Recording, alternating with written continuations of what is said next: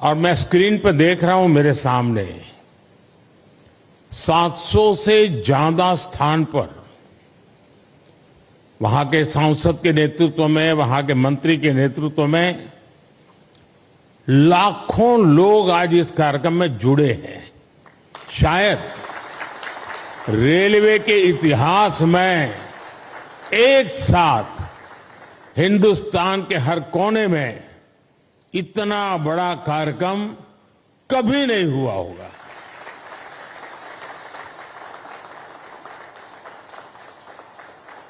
सौ साल में पहली बार हुआ ये कार्यक्रम होगा।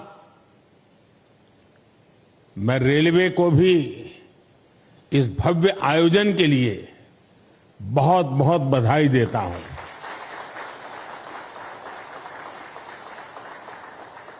विकसित भारत के लिए हो रहे नवनिर्माण का लगातार विस्तार हो रहा है। देश के कोने कोने में परियोजनाओं का लोकार्पण हो रहा है, नई योजनाएं शुरू हो रही हैं। अगर मैं साल 2024 की ही बात करूं, 2024 आने मुश्किल से अभी 75 दिन हुए हैं 2024 के। इन करीब करीब 75 दिन में 11 लाख करोड़ रुपए से ज्यादा की परियोजनाओं का लोकार्पण और शिलान्यास हो चुका है। और अगर मैं पिछले 10-12 दिन की बात करूं, पिछले 10-12 दिन में ही 7 लाख करोड़ रुपए से ज्यादा की परियोजनाओं का लोकार्पण और शिलान्यास हुआ है। आज भी विकसित भारत की दिशा में देश ने एक बहुत बड़ा कदम उठाया। इस कार्यक्रम में अब यहां 1 लाख करोड़ रुपए से ज्यादा की परियोजनाओं का और लोकार्पण और शिलान्यास हुआ है। और आप देखिए, आज 85,000 करोड़ रुपए, 85,000 करोड़ रुपए से अधिक से सिर्फ और सिर्फ रेलवे के प्रोजेक्ट देश को मिले हैं। और इसके उपरांत समय का अभाव रहता है मुझे, विकास में मैं गति को धीमी नहीं होने देना चाहता, और इसलिए आज रेलवे के ही कार्यक्रम में एक और कार्यक्रम जुड़ गया है पेट्रोलियम वालों का। और दहेज में, गुजरात में दहेज में 20,000 करोड़ रुपए से अधिक की लागत से बनने वाले पेट्रोकेमिकल परिसर का भी शिलान्यास हुआ है। और ये प्रोजेक्ट हाइड्रोजन उत्पादन के साथ साथ देश में पॉलीप्रोपिलीन की डिमांड को पूरा करने में अहम भूमिका निभाने वाला है। आज ही गुजरात और महाराष्ट्र में एकता मॉल्स का भी शिलान्यास हुआ है। ये एकता मॉल्स भारत के समृद्ध कुटीर उद्योग, हमारे हस्तशिल्प, हमारा वोकल फॉर लोकल का जो मिशन है, उसको देश के कोने कोने तक ले जाने में सहायक होगा। और उसमें एक भारत श्रेष्ठ भारत की नींव को भी मजबूत होते हम देखेंगे। मैं इन परियोजनाओं के लिए देशवासियों को बधाई देता हूं। और मैं मेरे नौजवान साथियों से कहना चाहता हूं, भारत एक युवा देश है, बहुत बड़ी तादाद में युवा रहते हैं देश में। मैं खास तौर पर मेरे युवा साथियों से कहना चाहता हूं, आज जो लोकार्पण हुआ है वो आपके वर्तमान के लिए है, और आज जो शिलान्यास हुआ है वो आपके उज्जवल भविष्य की गारंटी लेकर के आया है। साथियों, आजादी के बाद की सरकारों ने राजनीतिक स्वार्थ को जिस तरह प्राथमिकता दी और उसकी बहुत बड़ी शिकार भारतीय रेल रही है। आप पिछले 2014 के पहले के 25-30 रेल बजट देख लीजिए। रेल मंत्री देश की पार्लियामेंट में क्या बोलते थे? हमारी फलानी ट्रेन का वहां स्टॉपेज दे देंगे, वहां हम डिब्बे 6 है तो 8 कर देंगे। यानी रेलवे, और मैं देख रहा था पार्लियामेंट में भी धप धप तालियां बजती थी।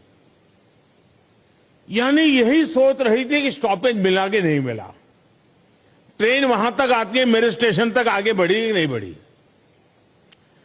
देखिए, 21वीं सदी में यही सोच रही होती तो देश का क्या होता।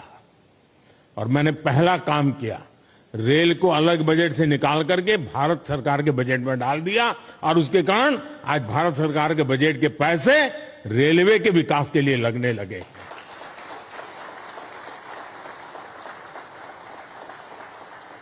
पिछले दिनों देखा है इन दशकों में समय की पाबंदी, आपने हालत देखा है। ट्रेन पर मेन लोग ये नहीं देखने जाते थे किस प्लेटफॉर्म पर कौन सी ट्रेन है, लोग ये देखते हैं कितनी लेट है। यही कार्यक्रम है को घर से, क्योंकि उस समय मोबाइल तो था नहीं, स्टेशन पे जाकर के देखना कि भाई कितनी लेट है। रिश्तेदारों को कहते भाई रुके रहो, पता नहीं ट्रेन कब आएगी, वरना घर वापस जाकर के फिर आएंगे। ये रहता था। स्वच्छता की समस्या, सुरक्षा, सहूलियत, हर चीज पैसेंजर के नसीब पर छोड़ दी गई थी। 2014 में देश में, आज से 10 साल पहले, नॉर्थ ईस्ट के 6 राज्यों ऐसे थे जहां की राजधानी हमारे देश की रेलवे से नहीं जुड़ी थी। 2014 में देश में 10,000 से ज्यादा ऐसे रेल फाटक थे, 10,000 से ज्यादा, जहां कोई व्यक्ति नहीं था, लगातार एक्सीडेंट होते थे और उसके कारण हमारे होनहार बच्चों को, नौजवानों को हमें खोना पड़ता था। 2014 में देश में सिर्फ 35% रेल लाइनों का इलेक्ट्रिफिकेशन हुआ था। पहले की सरकारों के लिए रेल लाइनों का दोहरीकरण भी उनकी प्राथमिकता में ही नहीं था। इस परिस्थिति में हर पल कौन मुसीबतें झेल रहा था, कौन परेशानियों में पीसा जाता था? हमारे देश का सामान्य मानवी, मध्यम वर्ग का परिवार, भारत का छोटा किसान, भारत के छोटे उद्यमी। आप याद करिए, रेलवे रिजर्वेशन, उसकी भी क्या हाल था। लंबी लंबी लाइनें, दलाली, कमीशन, घंटों का इंतजार। लोगों ने भी सोच लिया था कि अब ये हालत कभी नहीं। सबने माना था भाई रेलवे बस ऐसी है, मुसीबत है, चलो 2-4 घंटे सफर करनी है, कर लेंगे, चिल्लाओ मत। यही जिंदगी हो गई थी। और मैंने तो मेरी जिंदगी ही रेल की पटरी पर शुरू की है, इन्हें मुझे भली भांति है रेल का क्या हाल था। साथियों, भारतीय रेल को उस नर्क जैसी स्थिति से बाहर निकालने के लिए जो इच्छा शक्ति चाहिए थी, वो इच्छा शक्ति हमारी सरकार ने दिखाई है।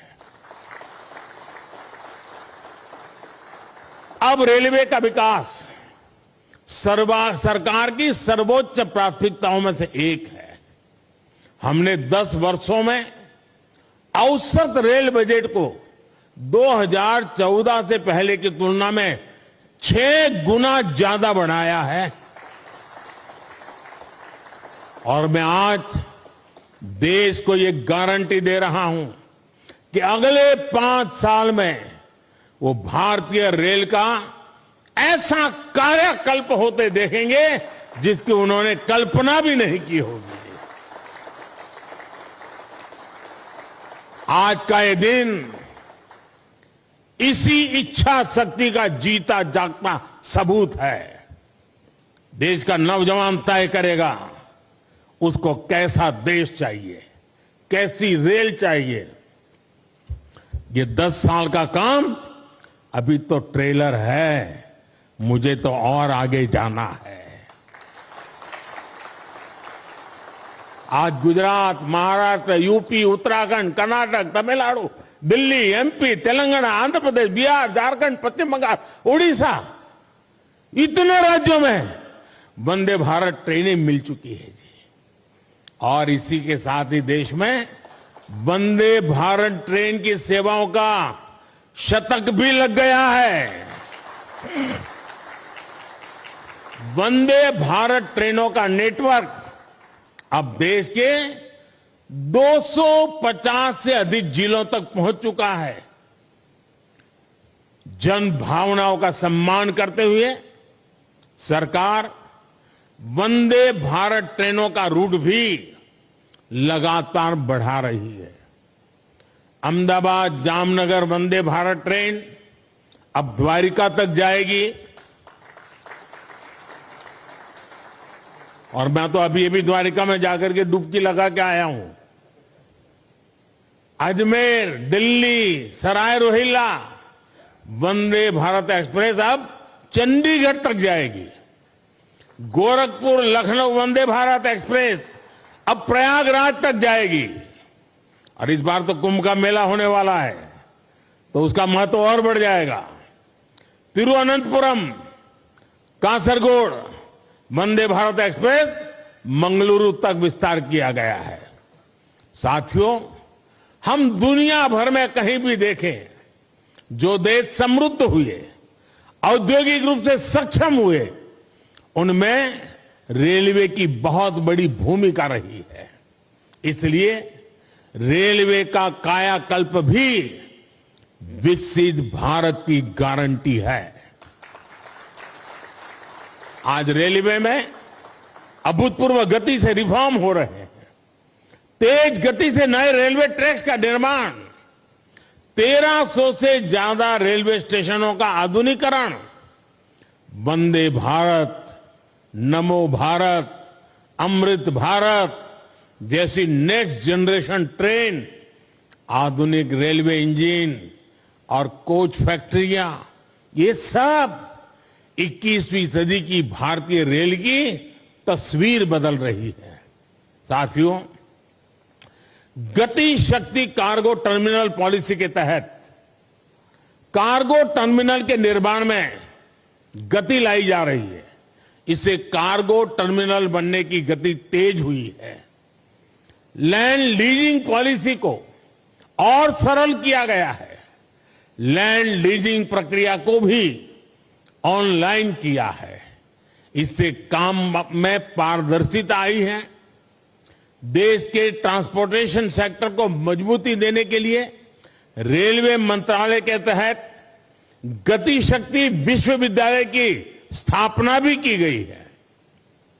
हम निरंतर भारतीय रेल को आधुनिक बनाने और देश के कोने कोने को रेल से जुड़ने में जुटे हुए हैं। हम रेलवे से, नेटवर्क से मानव रहित फाटक समाप्त करके ऑटोमेटिक सिग्नलिंग सिस्टम लगा रहे हैं। हम रेलवे के 100% इलेक्ट्रिफिकेशन की तरफ बढ़ रहे हैं।